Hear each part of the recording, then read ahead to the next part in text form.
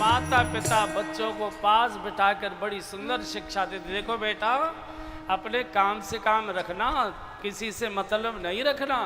जब आपने दूध में घोटकर पिला दिया कि किसी से मतलब नहीं रखा, अपने काम से काम रखना, तो वो तुमसे ही क्या काम रखेगा? फिर क्यों रोते हो? बुढ़ापे में हमने पढ़ाया लिखाया बड़ा किया, सब इसके लिए मेहनत की, मजदूरी कर कर के पढ़ाया, अब हमारे पास बैठता भी नहीं है, हमको पूछता भी नहीं है, हमारे पास आदत। तुमने जो शिक्षा दी उसका वो पालन कर रहा है। मात पिता बालक नहीं बुलावे, उधर भरे अपना काम निकले, चाहे जैसे पेट भरो, अपना भरो, कमा कर भरो, नंबर 1 से भरो, नंबर 2 से भरो, नंबर 3 से भरो, लूट के भरो, छीन के भरो, जैसे हो वैसे अपना पेट भरो। अपना पेट तो पशु पक्षी भरते, मनुष्य पेट भरने के लिए पैदा नहीं हुआ, मनुष्य परमात्मा के सद्गुणों को भरने के लिए पैदा हुआ है, ईश्वर को भरने के लिए पैदा हुआ। और जब तक जीव को ईश्वर दर्शन प्राप्ति नहीं होती, तब तक उसको बार बार जन्म लेना पड़ता है, बार बार आना पड़ता है, बार बार आना पड़ता है।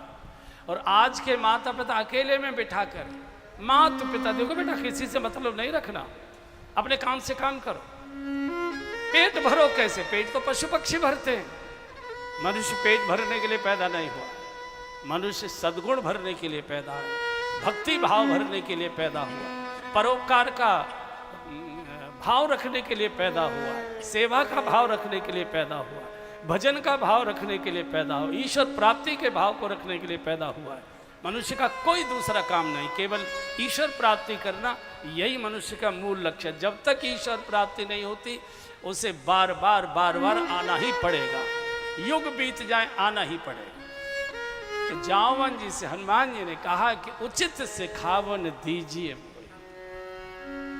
उचित सिखावन कहते जो सिखावन हमको परमात्मा की ओर ले जाए, जो सिखावन हमको धर्म की ओर ले जाए, जो सिखावन हमको भजन की ओर ले जाए, जो सिखावन हमको उजाले की ओर ले जाए, जो सिखावन हमको परोपकार की ओर ले जाए, उसको उचित सिखावन कहते हैं। घटना क्या होती है हमारे साथ, ये बहुत महत्व की बात नहीं है। ध्यान से सुनिए, अब कथा के गंभीर विषय में प्रवेश हो रहा है। हमारे साथ घटना क्या हुई ये महत्व की बात नहीं है, वो घटना हमको किस दिशा में ले गई ये महत्व की बात है। अगर पिताजी ने हमारी पिटाई कर दी तो हमारे मन में आक्रोश बैठ गया, बुढ़े जब तू बुढ़ा होगा तब देखूंगा। एक तो ये भी जा सकता है, पिताजी ने 2 थप्पड़ मारे और वो हमको बुराई से दूर करके ले गए, तो वो तो भजन ही हो गया, वो तो दिव्यता ही हो।